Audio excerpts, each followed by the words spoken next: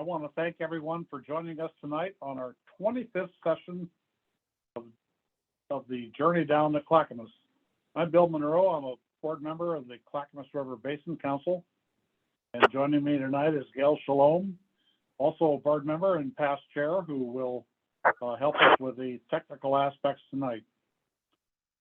Before we get into our program, a few things to talk about. Since our founding 26 years ago, the Basin Council has worked as a non-governmental group of stakeholders to protect and improve the Clackamas River Basin and its tributaries.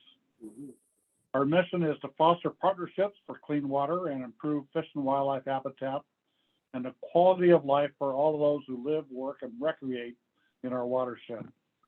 On behalf of the council, I'd like to thank our two gold sponsors, and that's important, Oregon Beverage Recycling Cooperative and Clackamas Water Environmental Services. We also thank bronze sponsors, Clackamas River Water Providers, the Geological Society of the Oregon Country, Port Blakely, which has quite a bit of habitat in our watershed, and Metro. Thanks also to the many individuals who have donated to support the conference. We continue to seek additional donations, of course, which are tax deductible. That's pretty topical right now. The Clackamas River Basin Council has been occupied by Native peoples for millennia. It is originally the territory of the Clackamas, Chinook, Molalla, Kalapuya, and other peoples, and is currently recognized as lands of the Confederated Tribes of the Grand Ronde, Confederated Tribes of the Warm Springs, and of course belongs to other Native peoples who may not be federally recognized. We thank those who came before us for their stewardship of the lands and waters, and those who continue to steward them now and into the future. Okay, we are gathered for this journey down to Clackamas to learn in-depth information, and we'll start our presentation. Remember to type your questions into the chat, keep yourselves muted, and we'll answer questions at the end of each presentation. We'll go until about 7:15, which is about a little more than an hour, and then we'll have the questions. Our presenters are Jon Cox, who is the Department of Fish and Wildlife Salmon and Trout Enhancement Biologist for the North Willamette Watershed District. And he's been with the department since 2012. He received his BS in General Science from the University of Oregon and a post-baccalaureate from OSU, Oregon State University in Fisheries and Wildlife Science. Cheryl McGinnis has been our Executive Director of the Basin Council since July of 2006. She has more than 16 years of experience in nonprofit management, governance, program development, fiscal management, volunteer coordination, and staff supervision. Cheryl received her MBA from Oregon State University and a BS in education from the University of Oregon. And I will add that Cheryl has seen the transition of the Basin Council from a meager budget to well more than $1 to $2 million a year, and we're happy to have her. Now let's welcome Jon and Cheryl as they present about fish habitat restoration effort successes, the Department of Fish and Wildlife STEP program, Salmon Trout Enhancement Program, and restoration partnerships. And we'll start with Jon. Go ahead, sir. Thank you. All right, thank you, Bill, and thanks everybody for coming. Thanks for having me. I'll get my presentation going here.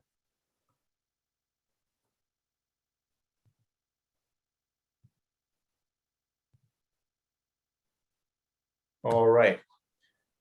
So yeah, I'm the Salmon and Trout Enhancement Program biologist, and that may mean something to some of you, may not mean anything to others of you, but hopefully after today you'll have a better idea of what that means, what we do.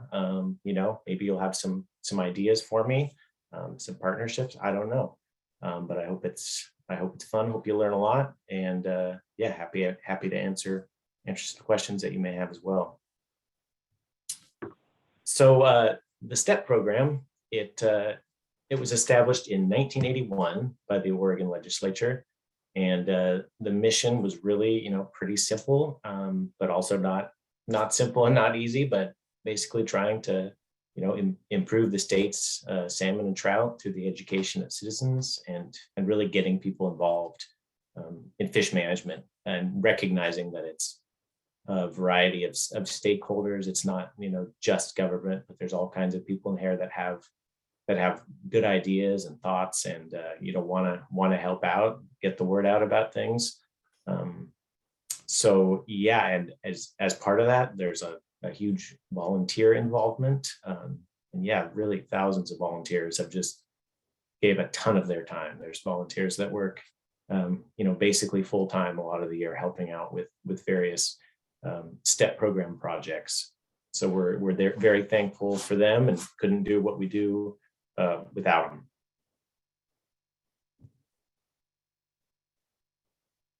So kind of, getting a little bit more into that of why we have this STEP program. What is it really about? How is it different than other ODFW programs or other natural resource programs? Is that it's this focus on people, and the things that the people are doing is of course very important, but it's recognizing just how central that is to all of these issues, and everything from education to actually helping out with projects on the ground, and improving fishing, improving opportunities for fishing. There's a lot of people that may have some great ideas that we didn't have, and the more that we can reach out to and really hear from them, maybe there's things that never occurred to us, and it's very, very helpful to have that connection with the users of the resource.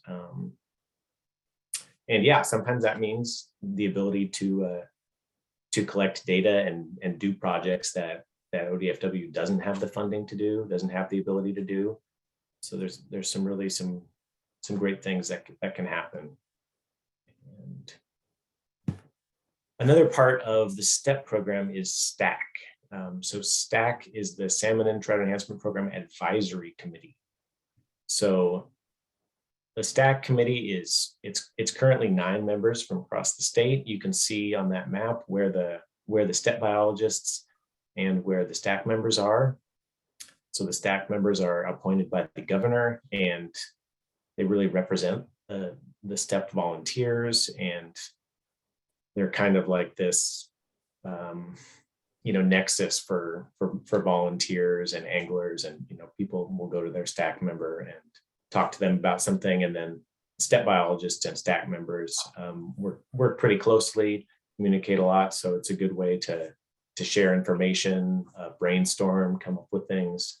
And then STAC also has this role in our policies. They can make recommendations to the Fish and Wildlife Commission relating to STEP, and some other stuff we're gonna get into a little bit later, maybe sooner than I think. I don't know. So again, STEP is a big part of it is volunteers and fish management. There's education as well and all these other things, but volunteers is really the backbone of it, and it falls into these 3 or these 5 major categories that are on the outside, and you got salmon and trout in the middle. So there's hatcheries, education, angler access, habitat restoration, and monitoring. And for all the different STEP biologists throughout the state, there's kind of different areas of emphasis, kind of depending on need, depending on what things we're able to do. So while one thing may be a really big emphasis in one district, it might not be in another. But in general, most of what we do kind of fits into these categories. And it's primarily with salmon and trout, not absolutely exclusively. That's kind of the origins and is the focus, but it doesn't mean that there are things that there can't be things that we do that involve other species. then just to give you a sense of, throughout the state, all the different partnerships that are really involved with STEP, it's a lot. You can see here, it's anything from, angling groups to, the Boy Scouts to universities to, there's some groups that are really called like STEP groups that are really kind of STEP specific, that run their own hatcheries and whatnot under the guidance of their local STEP biologists. We got libraries, regional government, and not on this list is like hundreds of schools, that are anywhere from elementary to middle to high school. There's a huge involvement in schools as well, with both volunteering and with education.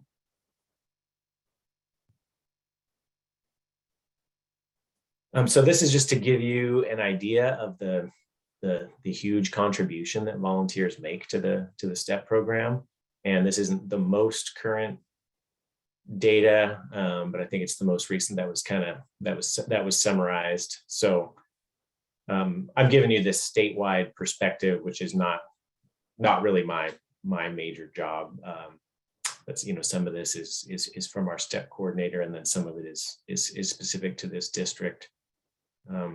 So this is statewide, and from 2020. So the numbers are down from 2019 after COVID, but it's still a pretty incredible amount of hours, and equivalent to full-time employees. And you can see for each of these different ones, raising fish, the hatcheries really stands out, and that's because some of these districts have these hatcheries that are basically just like normal state-run hatcheries that raise a lot of fish and have all these volunteers doing all the work, but really major contributions in all of these categories. And then graphically, you kind of get an idea of this too. And one thing to point out here is you see fish culture and education is kind of this separate one. And then there's also fish culture separately and outreach and education. And that's because there's this big overlap there. Things like the Eggs to Fry program, which I'm going to talk about, that are kind of both really. And then some of these other things like inventory and monitoring and habitat restoration that are kind of up and down over the years. I think in the past maybe there was a little bit more involvement in habitat restoration with volunteers than there is today. But these things do shift. But it seems like fish culture and the outreach and education kind of maintain their role as kind of the primary things that we do. And so another thing that I wanted to mention here is the STEP mini grant program.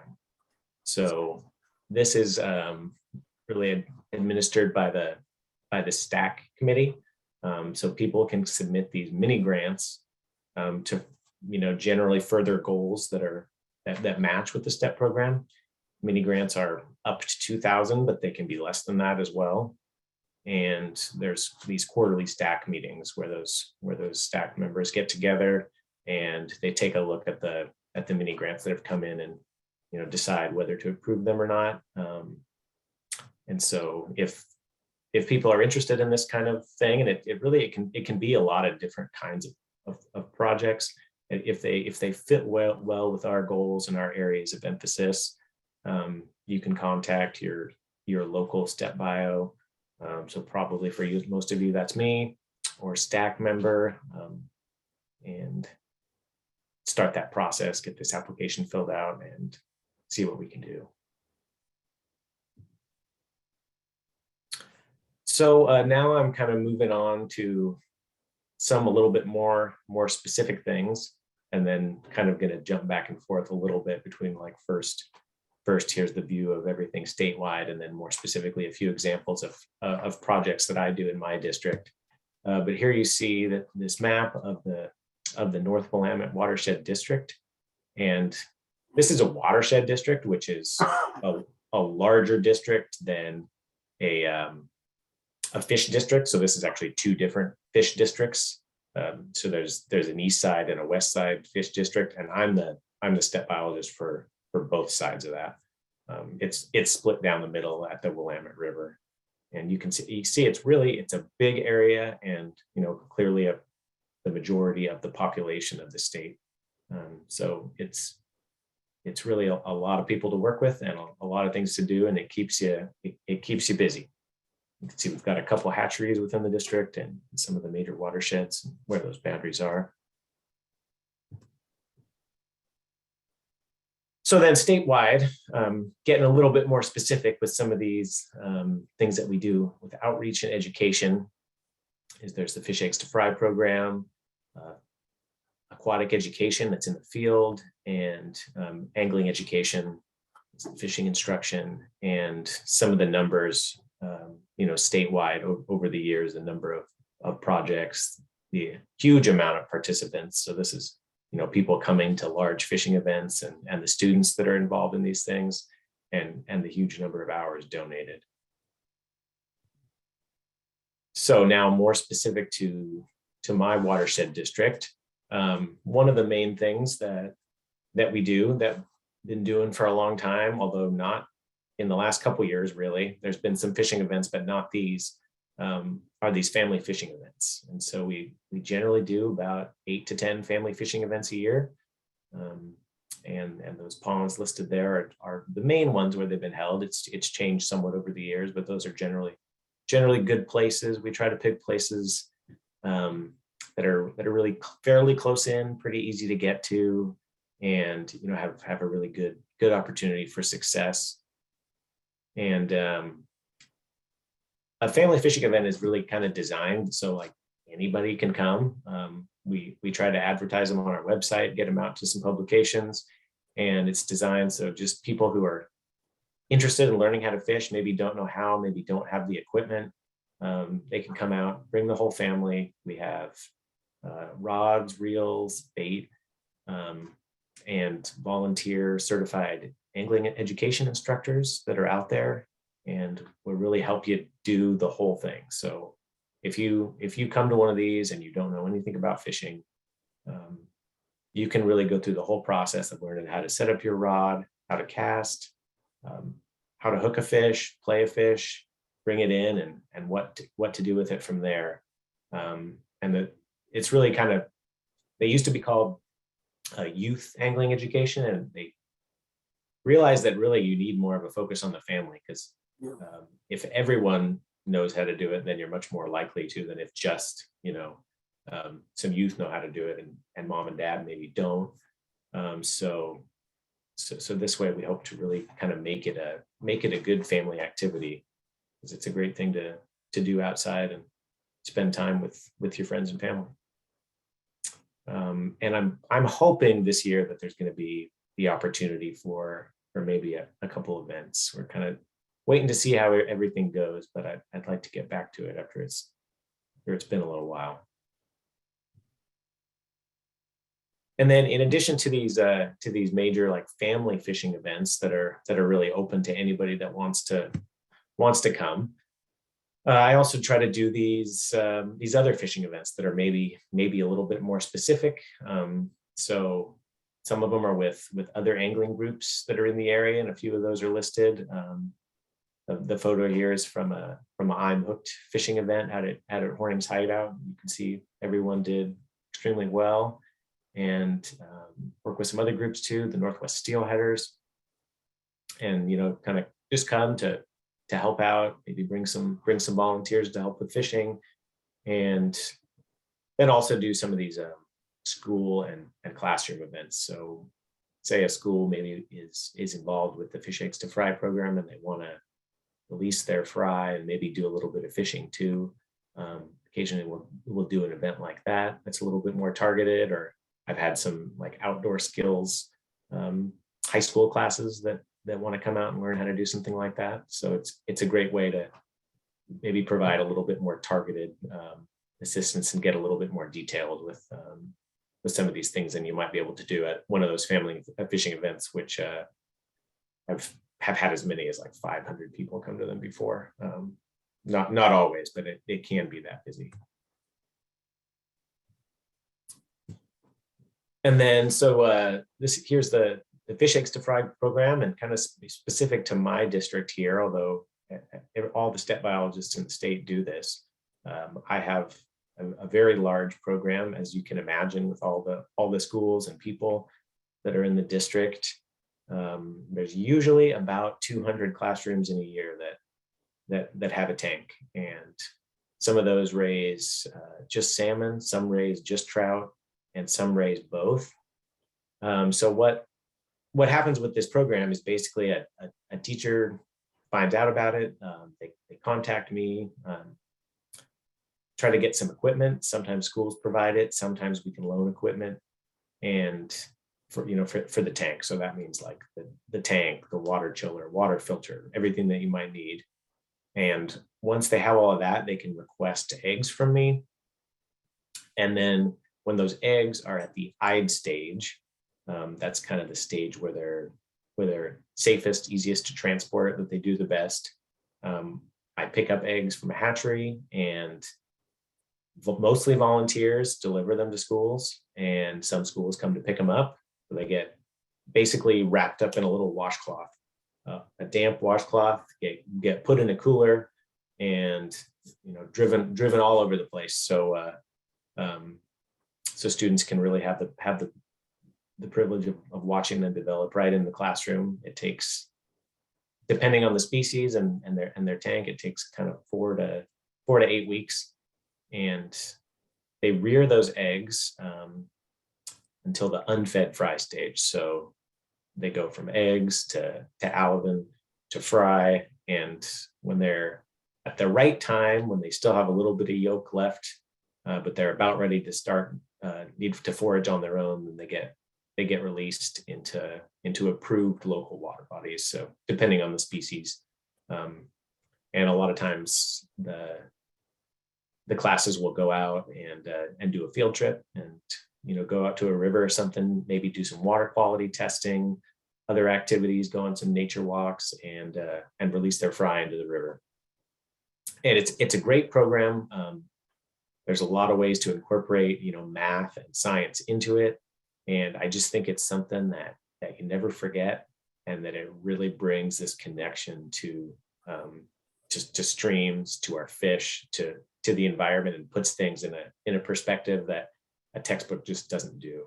And I know a pretty decent number of people who ended up becoming fish biologists who did this program when they were younger. So yeah, it's really a great program, and is one of my favorite parts of the job. And yeah, absolutely could not do it without volunteers with all those schools. And you got to deliver all the eggs in a relatively short amount of time. So I think we had like 25 people helping deliver eggs to schools this year. And then in addition to those are the big outreach and education things that I do. I go to schools and I do presentations, go to angling groups, summer camps sometimes, career events, various community groups, sometimes offer technical assistance to people, do site visits with landowners and talk about things that they're interested in. So yeah, there's really the chance for a pretty good variety of things. So moving on to the next kind of couple categories, and I have for statewide monitoring and habitat kind of lumped together on here. And while not as big as those other major STEP categories, you can see there's still a lot of hours and a lot of projects on both monitoring and habitat. So monitoring is things like counting the numbers of fish, maybe doing water quality sampling, macroinvertebrates, creel surveys. So that's like trying to figure out angler pressure. So maybe you go out to a water body and you're trying to see how much use it gets, or how good the fishing's been, talking to anglers. And then habitat, things like tree plantings and invasive removals. So then a couple examples from this area that I have going or have had going is stream surveys. And one thing that I've done and would like to do again, I think the the fire kind of stopped us the last couple of years is doing spawning surveys for kokanee and Timothy Lake. Another one that I really just much more recently got going last year is trying to do a little bit more major spawning survey effort for winter steelhead in the Yamhill and Tualatin basins, where there's really not an incredible amount of data, and there's not any funding currently to do that. So I thought, I bet I can find some volunteers who would love to go outside, get some exercise, walk some streams, and try to really figure out where the best winter steelhead habitat is, maybe figure out some kind of index reaches that we could use long-term to monitor their abundance and kind of identify the higher priority habitats. Some of that's already known, but kind of building on that. And been involved the last few years with Mount Hood Community College, doing Beaver Creek spawning surveys, which they've been doing a long time. But we've been helping out with the training and doing some on the ground assistance, and the same thing with Johnson Creek Watershed Council, who's done spawning surveys in Johnson Creek for quite a few years. Typically go and do a training with them, and maybe if volunteers see something that they're not sure about or find a carcass or something like that, we can go out and check it out. Another type of survey is the snorkel surveys that we do with volunteers, and that can be either monitoring the abundance of juvenile salmonids, or it can be invasive species monitoring. So an example of that is smallmouth bass in the Malala that we've been trying to get a little bit better handle on the numbers and the distribution of those bass, and kind of really track how fast they're going and how far upstream they're going, and high lakes assessments as well. So taking a look at high lakes, like hike in high lakes, and looking at the habitat in those, and looking a little bit at fish survival there as well. So then onto that habitat restoration. These are a lot of these major categories statewide. Just for a few pictures to give you an idea, and then moving on to my district. And here's one of the major habitat projects that we've been doing for quite a while, but really depend on the salmon run each year. So stream nutrient enrichment. It's a fancy word for throwing a dead salmon into a river, or steelhead. But so after the hatchery, after spawning, or when there's a huge return and you can't use all the fish, you end up at the hatchery with all these carcasses of salmon and steelhead, and it's not garbage. It's really very, very valuable nutrients. That really had a major part in growing the forests of the Pacific Northwest. So what we try to do is take those carcasses and spread them out into the stream. So we keep them in the same basin as the hatchery, and that's per DEQ. But we try to spread them out into some good areas to really kind of mimic higher historical population densities, and it really provides a boost to the aquatic food chain. It brings those nutrients up and provides some important nitrogen and other marine derived nutrients. And it's a fun way to gross out the big classroom and get blood all over their clothes. So moving on to the next one, and this is a fun project that's kind of been going on for a while now. Maybe you've heard of it. Sometimes it's referred to as Christmas for Coho. So I've been working with Trout Unlimited on this since I started. And so the Christmas trees are donated to Trout Unlimited, I think for a donation.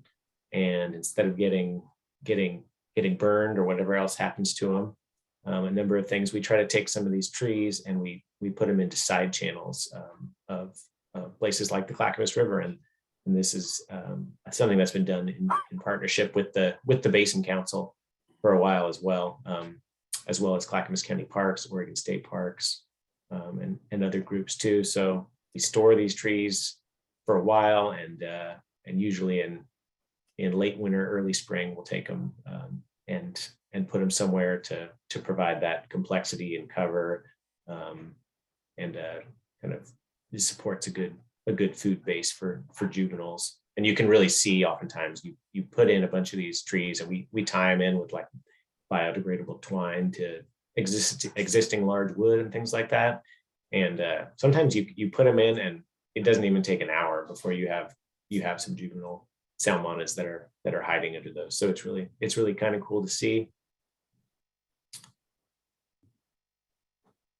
Another project is this Keep Oregon Rivers Clean, or KORC, and you may have seen these around there at some of the area kind of popular fishing locations, and have these PVC tubes, and sometimes there's just one, sometimes there's two, and they're for cleaning up fishing line and other fishing waste. So it's unfortunately a part of fishing is, really people often leave their fishing line around, and it's really pretty harmful, and it can tangle up birds and wildlife and other things. So we try to get these tubes and put them in places that have been identified as being problem areas, and sometimes volunteers or other members of the public reach out and say, I've been seeing this issue at X location. There's a lot of line on the ground. I've seen birds tangled up. So sometimes, when it looks like it's a good spot, we'll go out and put up some of these tubes, and hopefully people use them. Hopefully, if they don't, it's just a good reminder. There's a little bit of some signage up that helps remind people that it's really not a good thing to do. And even if the person who threw it on the ground doesn't pick it up, somebody else might come by and see that there's a tube there for that line to be recycled.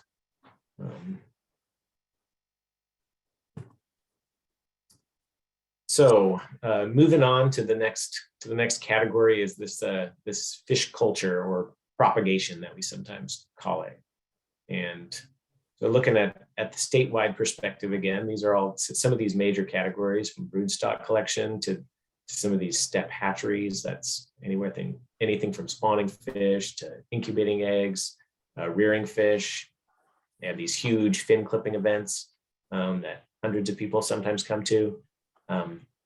Acclimating fish, which we'll talk about, fish salvage, or helping with stocking fish. So in my district, one of the things that we are definitely involved with is broodstock collection. So there's traps that are operated to collect hatchery broodstock, and we also collect a certain amount of wild broodstock to integrate into the hatchery program. And volunteers have been a part of an important part of both of those.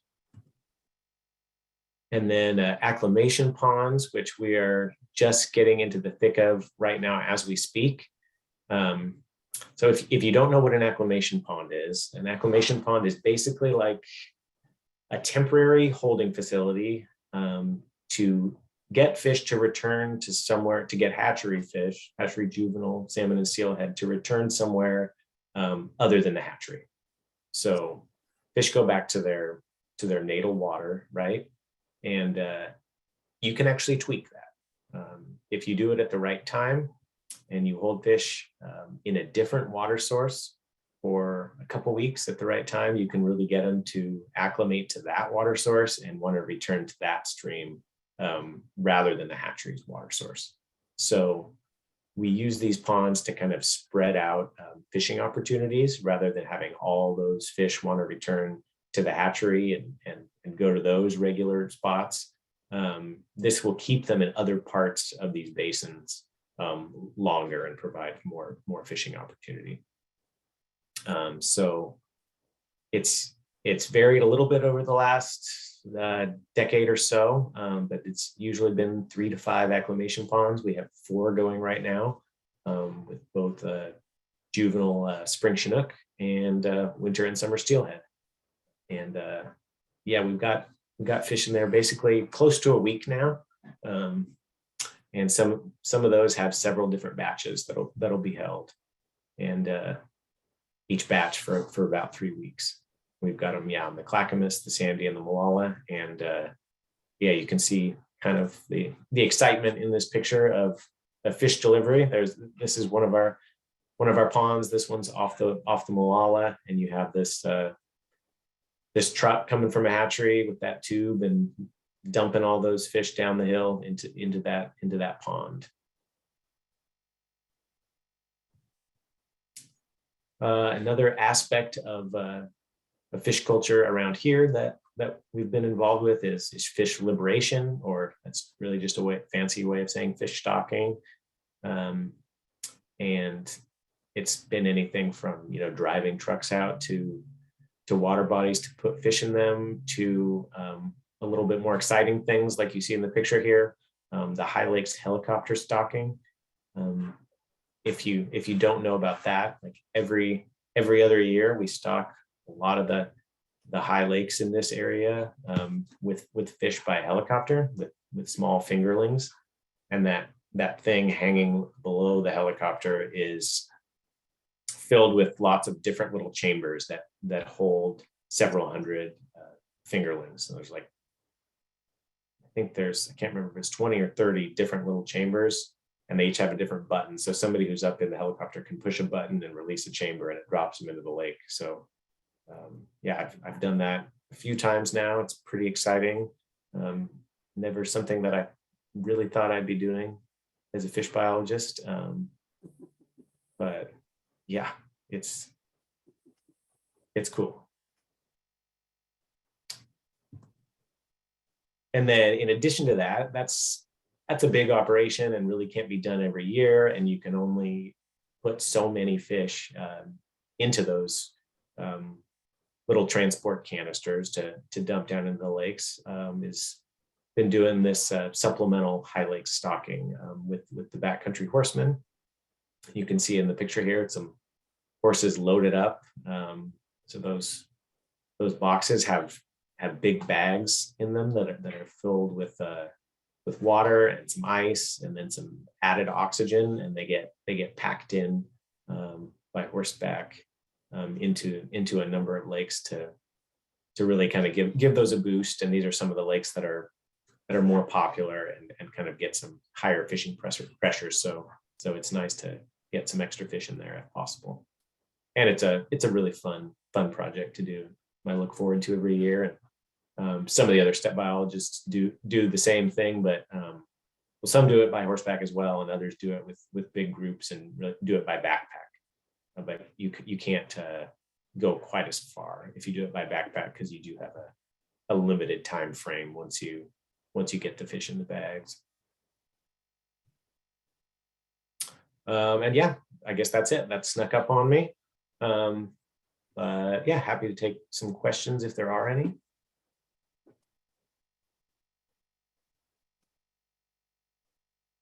All right, I have a couple of questions. Okay. If anybody else does have questions, feel free to type them in the chat, or if you want to raise your hand, you could also unmute. So first of all, Jon, thanks for the presentation. That was really impressive volunteer work, the number of hours and the types of things that the volunteers do. And I was wondering, how do you recruit volunteers and find dedicated volunteers that will really put in the time and effort to make that kind of thing happen? Just sort of, what are your secrets to a successful volunteer program, where I'm assuming you have to train these volunteers and you have to put in some time and effort to get them to participate, but then how do you keep them returning and make it a success? A great question, and it's a challenge for sure. I'm lucky in some respects is that there are just a lot of people in my district, and I really pretty regularly get people that find my information, online or from somebody else. So I get, basically cold called quite a bit.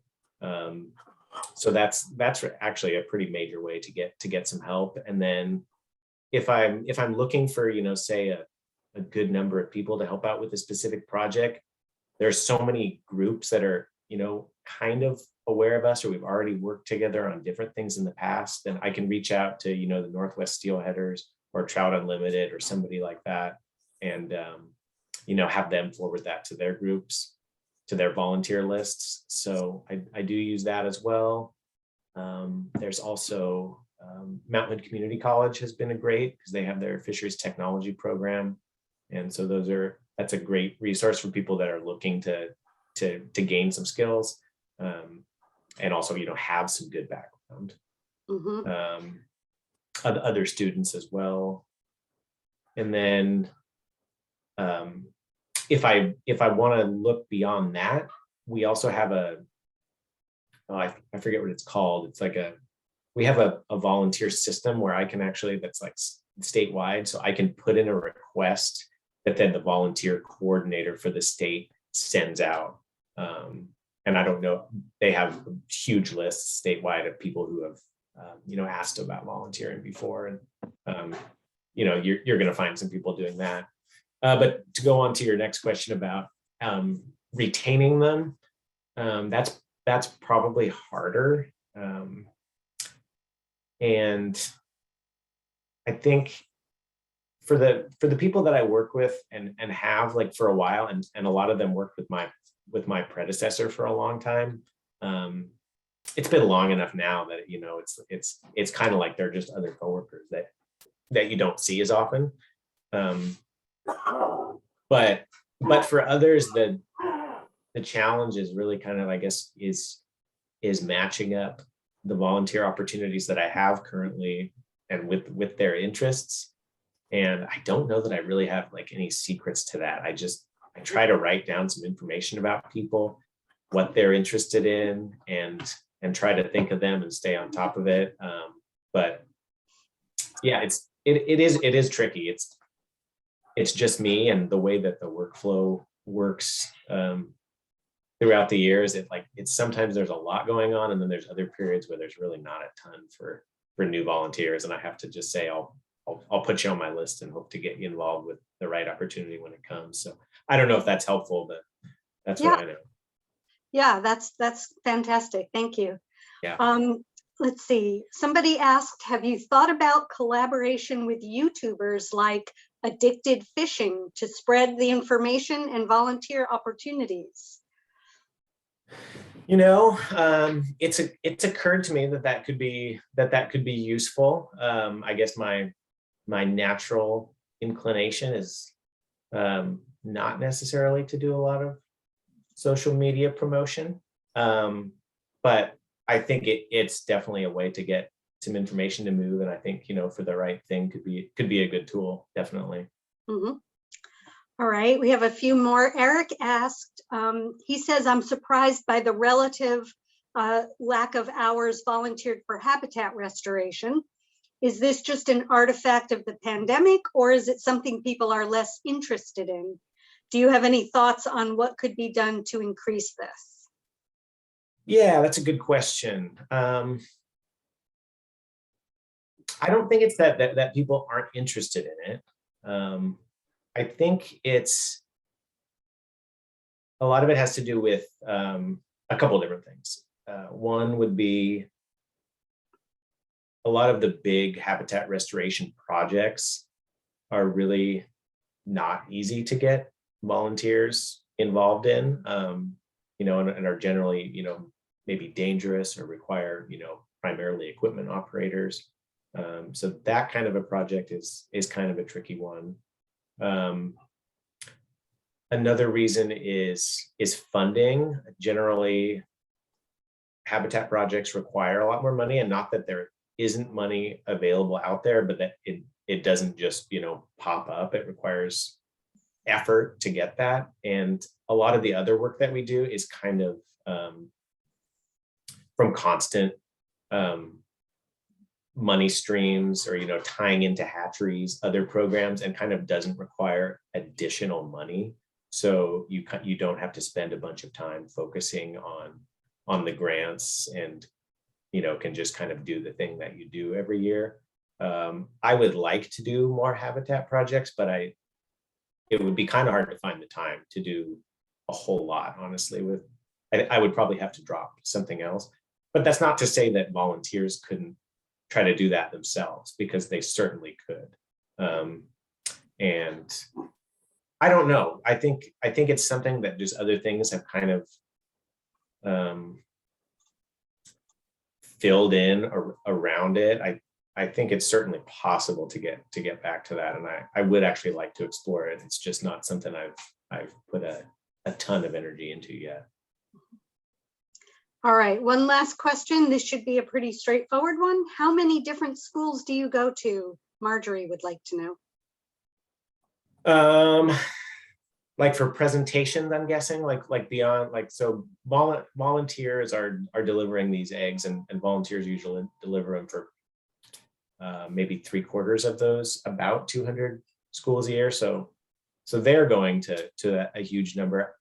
Like when the eggs are being delivered, if this is what the question is asking, don't go to a lot. I stay at the office for people that are coming to pick them up and help coordinate volunteers. But I do try to go out and do presentations as much as I can, some related to eggs to fry, some otherwise. And I'm going to guess maybe 15, something like that. Maybe more. It's definitely varied recently with COVID. And the hard thing is now, it's like I've been I realized not that long ago, it's been longer that I've been in this job during COVID than prior to. So kind of interesting, but I would like to do more. It's primarily with that eggs to fry season, but whenever I can. Yeah, well, getting this in 200 schools sounds like a pretty great task. Yeah. Great accomplishment. Yeah. All right, those are all the questions I have, Bill. So if you want to move on to the next speaker. Thank you very much, Jon. And we will now hear from Cheryl McGinnis. Cheryl, you're up. All right, thank you. And thank you everyone for this opportunity to talk about partnerships and achieving success in our watershed. I'll bring up the screen. I enjoyed Jon's presentation. We've been involved in a few of those programs, but I didn't realize you had so many different activities going on that generate a lot of enthusiasm from public and our community members. I told you I was sharing my screen and then I stopped because I was talking.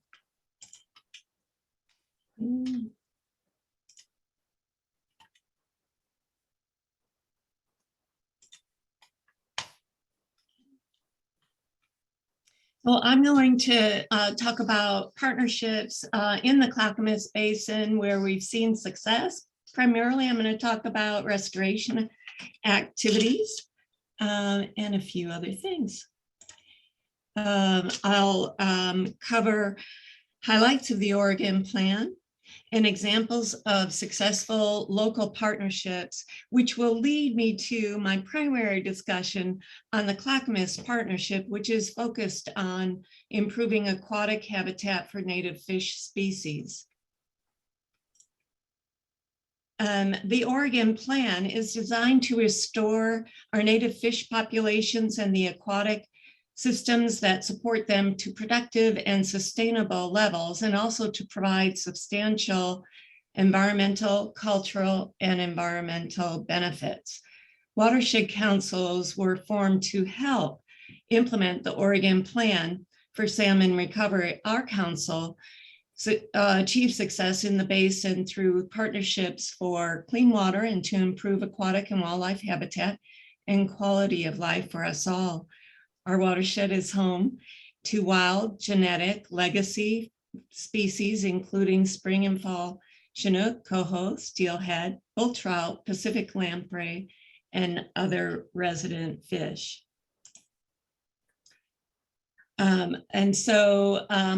Successful local partnerships being that second item, a few of examples. The Clackamas Stewardship Partners is a collective group of stakeholders that work with public employees and private property owners on forestry related activities. opportunities and their challenges in the Clackamas Basin.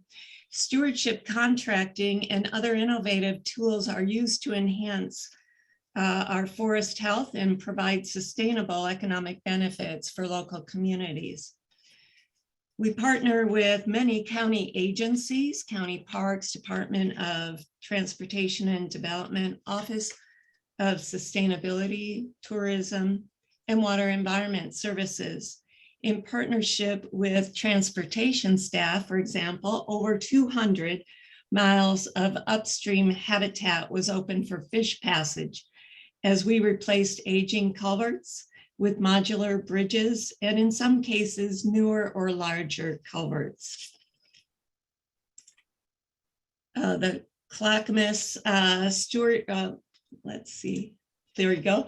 Clackamas River Invasive Species Partnership is managed by the Clackamas Soil and Water Conservation District. Our partners prioritize and manage invasive species in the Clackamas River Basin, both on public and private properties. The Clackamas County Water Education Team is a consortium of educators dedicated to promoting hands-on exploration of our local watershed, providing in-school presentations, resources for teachers, and field trip opportunities. Our Down the River cleanup is held annually, and it occurs the first weekend, usually the first Sunday following Labor Day. Volunteers focus on removing debris from the river and the river stream banks between Milo McIver State Park to the Clackamas Park, where the Clackamas enters the Willamette. Since 2004, over 42 tons of debris, both refuse and recyclables, have been collected by over 300 volunteers who turn out each year. The Eagle Creek Community Forest was developed by a purchase from the Clackamas Soil and Water Conservation District, assisted by the Trust for Public Land, in creating a community forest of about 319 acres of private forest that will connect Eagle Fern Park to over 1,000 acres of nearby public and conserved lands, extending recreation opportunities and habitat restoration. Our Pesticide Stewardship Partnership Program identifies potential concerns and improve water quality affected by pesticide use around Oregon. Our focus is to promote volunteer reduction of pesticides. The partnerships combine local expertise and water quality sampling results to encourage volunteer changes in pesticide use and management practices. The Clackamas PSP, Pesticide Stewardship Partners, includes Clackamas County, Clackamas River Water Providers, our council, the Clackamas River Basin Council, the Soil and Water Conservation District, Christmas tree growers, nurseries, OSU Extension Service, U.S. Geological Service, and Water Environment Services. Our Shade Our Streams program is a program of Clackamas River Basin Councils. It's a riparian planting program that was begun with funding from PGE. And that first 10 years, we were planting 30 miles of stream-side riparian areas to create shade coverage over creeks and the Clackamas River. Since 2020, the program continues to actively restore native plant buffers with additional funding from other sources, still including PGE and their Habitat Fund, but also from private individual donors, Water Environment Services, and state wildfire recovery funding. And this brings me to a focus on the Clackamas Partnership. This initiative addresses a state priority to improve aquatic habitat for native fish species. Our focal species, as I've stated, and you've heard from other presentations during this fish series, the populations of coho, fall and spring chinook, steelhead. We are addressing habitat that would benefit chum, and other species include bull trout and Pacific lamprey. Core implementing partners include Clackamas Soil and Water Conservation District, our council, Johnson Creek Watershed Council, Metro, Johnson Creek Watershed Council, North Clackamas Watershed Councils. And there are additionally over 12 organizations that are included in this partnership. We included 3 tribal entities in our communications. The Confederated Tribes of Warm Springs has a project that will be developed and implemented in the future. The Confederated Tribes of Grand Ronde and Siletz were included in our communications during formation and invited to participate in project planning meetings. And we received a letter acknowledging the benefits of our actions to Native people. Our geographic focus includes the Clackamas River and tributaries, a reach of the Willamette River below Willamette Falls, and tributaries to the Willamette that include Abernathy, Johnson, and Kellogg Creeks. The Willamette tributaries, including the Clackamas, provide cold water input to the Willamette and support upper Willamette River species that use cold water refugia at the confluences of our tributaries. Pacific lamprey is noted to be found in abundance in these tributaries. You may have noticed that the Greater Oregon City Watershed Council's logo focuses on Pacific lamprey in their graphics on the Clear Creek, Rock Creek, and the lower reach of the Clackamas main stem also show signs of lamprey, as does areas above River Mill Dam. The Clackamas Partnership Initiative was born to support the goals of the multi-state regional Lower Columbia River Conservation and Recovery Plan. Timing for this 5th initiative was very nicely timed with reporting for the Lower Columbia River Plan achievements scheduled for 2025, right when we're getting into the depth of many of our projects. Our projects are selected to increase habitat complexity and access to off-channel habitat, and are the primary limiting factors affecting all Clackamas fish populations. Our projects also restore floodplains and wetlands while protecting and improving water quality. Fish passage improvements are included for one tributary, that being Johnson Creek. Ongoing partnership coordination focuses on planning and implementing restoration projects, stakeholder engagement, tracking data for proposed projects, and those results as confirmed in the as-built from the engineers. Pre and post project monitoring also occurs. Delisting goals were set for the Lower Columbia River Plan for Clackamas populations, and those including targets as seen here for large wood placements, side channel increases, riparian planting, and off-channel wetland increases. Delisting goals the partnership prioritizes projects for implementation based on the ecological uplift. And we developed a results chain to reflect that focus. Our project outcomes, or the actual impact resulting from implemented projects, are monitored and results reported. Pre-restoration monitoring activities were initiated in 2020. Post-project monitoring is conducted by ODFW's research team to determine fish use and presence. Macroinvertebrate sampling results are used as a surrogate for water quality, including temperature impacts on water quality.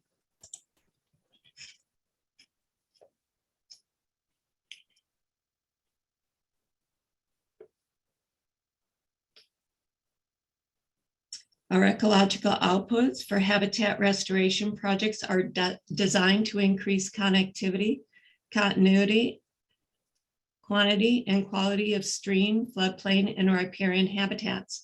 In combination, the outcomes of our projects are expected to meet all freshwater life history requirements of viable and resilient populations of native fish and other aquatic species. Ecological progress is assessed by monitoring outcomes resulting from our restoration actions, which is reflected in this results chain. With ODFW and Johnson Creek Watershed Council leading monitoring activities, outcomes are measured on fish use and presence and the presence of macroinvertebrates in response to improvements in habitat complexity, maintained or improved water temperature, as well as to water quality protections.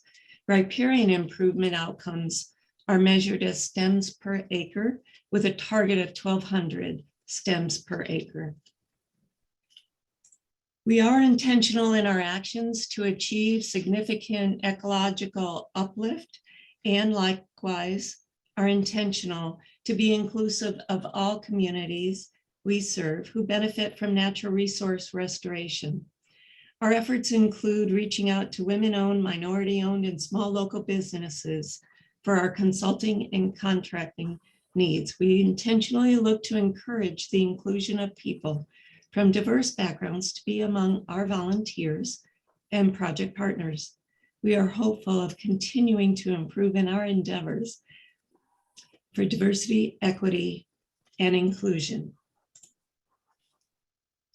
In 2020, we were excited to report that the wild coho run on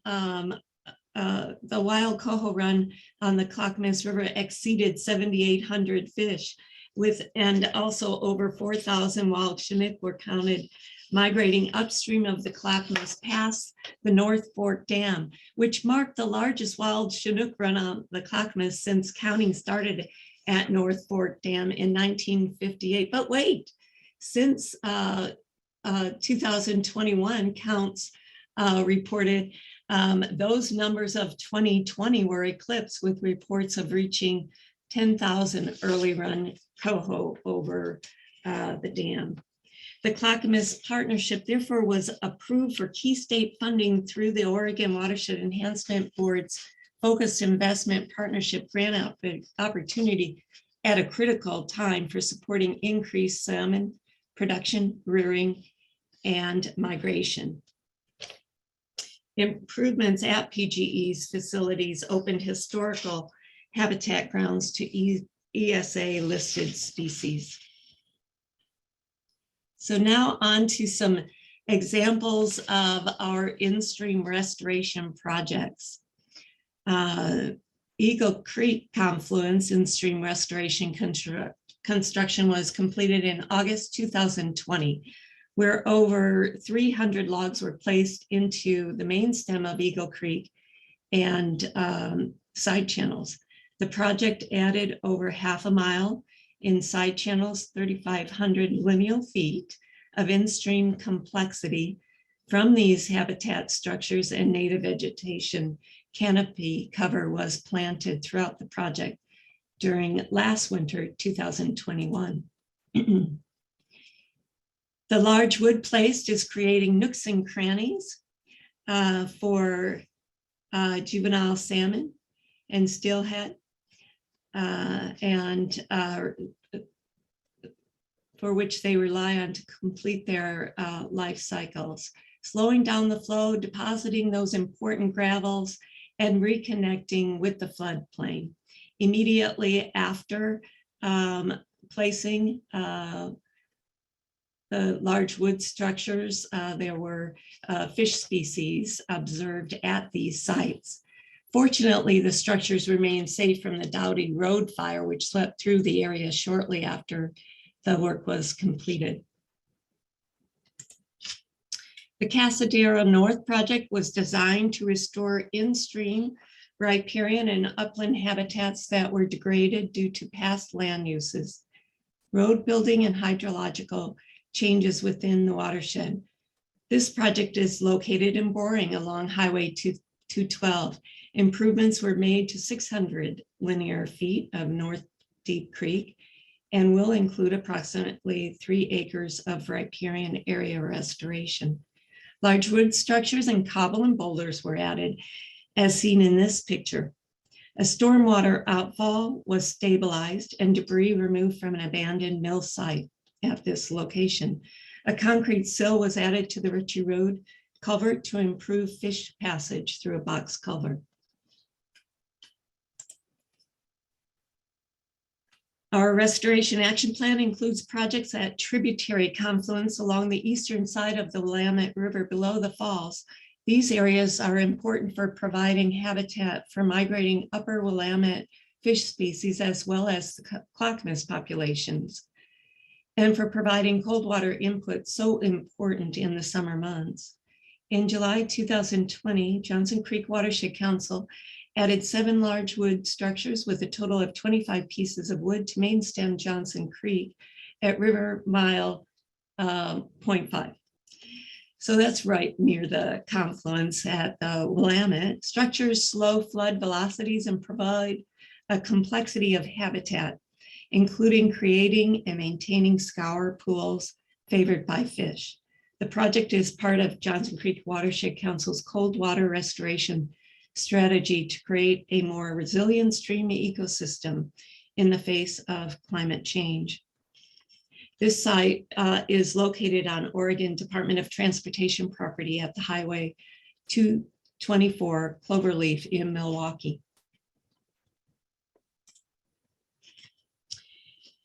In 2021, CRBC constructed the Kingfisher side channel restoration project, completed in August. It increases off-channel habitat along the main stem of the Clackamas River, 1 mile below River Mill Dam. The improvements benefit fall and spring Chinook salmon, lower Columbia River winter steelhead, and lower Columbia River coho salmon. Our project that we took lead part in, we gained the collaboration from state parks, ODFW, PGE, Clackamas Partnership, Oregon Watershed Enhancement Board, Warren Industries, Interfluve, and Aquatic Contracting.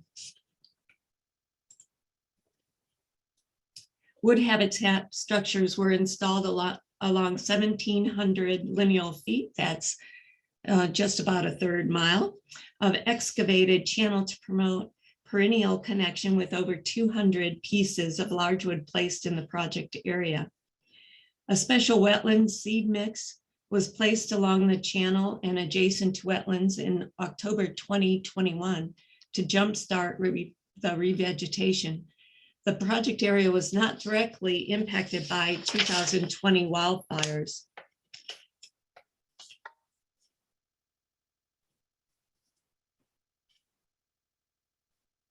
And the project area, the disturbed areas in this construction are being planted this week, completed yesterday or today. And Eric Butler has joined this meeting today. He was out with our reforestation crews overseeing the replanting at the Kingfisher side channel reconstruction project. These plantings will be maintained and monitored for up to 3 years, when they are expected to outcompete invasive species and reach free to grow status. In this summer, 2022, during the in-water work period, that period is between July 15th through August 31st, the Seabend Creek Riverbend project is planned for construction. This is at the confluence of Seabend Creek and the Clackamas River. The project focuses on increasing channel connectivity. Work will restore approximately 1,750 linear feet of side channel habitat, providing perennial connectivity to an existing alcove. Large wood structures will be installed throughout the length of the channel, and placements will include at both the inlet and outlet, along with 10 habitat complexity structures throughout the side channel. Property owners at the Clackamas River Community Co-op have been actively involved in riparian improvements around their reach of Seabend Creek. So you can see updates on our restoration projects implemented by going to the Clackamas Partnership website that I'll place in the chat, or go to the Clackamas River Basin Council's website, clackamasriver.org, or even sign up for the CRBC email or print newsletters, participate in following us on social media, and many other channels for you to get updates. Do you have any questions for me?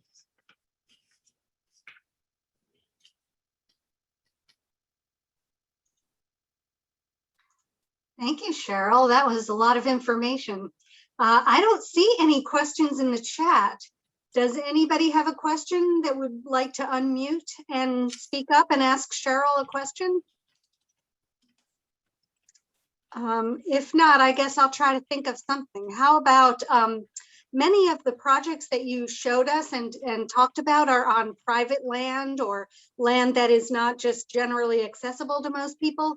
Would you be able to give an example of a project that's on public land or something that people could go to see if they're interested to see what a restoration project looks like? Oh, very good. Yes, our Eagle Creek Confluence project is actually at Bonnie Lure State Recreation Area, and the Kingfisher project is at Milo McIver Park, which is a state park, and at Kingfisher campsite. All right, very good. Cheryl, this is Bill. Yeah, this Hi, is Bill. Bill. Cheryl, I'll ask one other. A number of people have commented on the high quality of the presentation tonight, but what is the easiest way that you can think of for folks to get involved with some of not just our projects, but any projects involving habitat work? I want to reiterate something I heard Jon Cox say regarding outreaching to volunteers and the value of volunteers to all of our efforts, both what John mentioned for STEP and STAC, and also for the Clackamas River Basin Council and our activities that engage the public, individuals of all ages, to reinforce their interests in natural resources and also show ways in which to participate in stewardship activities. For landowners, both private and public landowners, we look for partners who are interested in restoration activities that will improve and help accelerate the recovery of salmon, our ESA Endangered Species Act listed species. And Thank you. And Bill, if there were other aspects of activities that I should mention, I sure am willing to expound on other. I can't think of any other than to urge folks to get involved. This is, habitat is a community effort, and it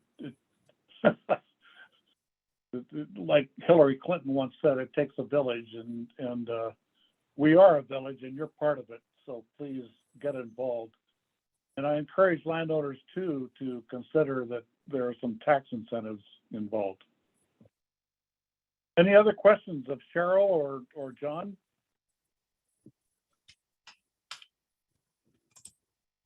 Okay, hearing none, maybe we'll wrap up then. Our next session is on March 8th, and it will be in the afternoon, not evening, but in the afternoon at 2 p.m. And we will focus then on water and fish and cover advanced stream restoration and protection practices. It's an afternoon session. You can use the same Zoom meeting link, and if you're registered, we'll send you a reminder for the event. And a thank you email to with these links, as well as a link to the recording. All of our sessions for the past almost a year now have been recorded, and are available to you without charge. And you can go back and look at the schedule, and whatever interests you, please feel free to take a look at it and then get involved. Our thanks to Jon Cox.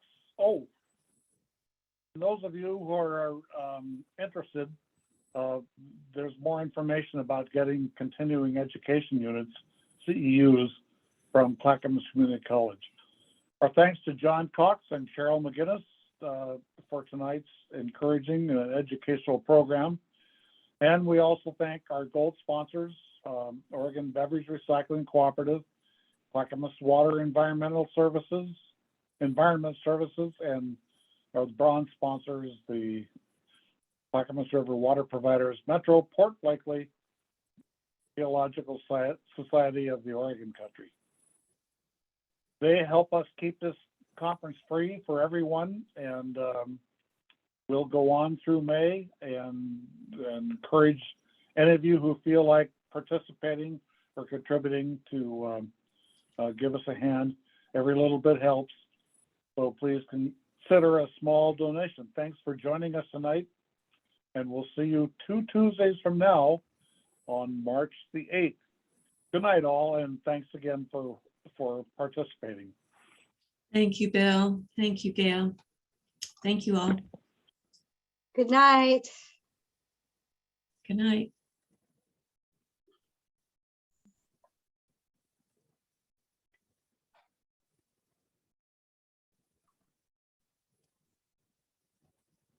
All right, good job. Bye, Cheryl. Bye. Thanks.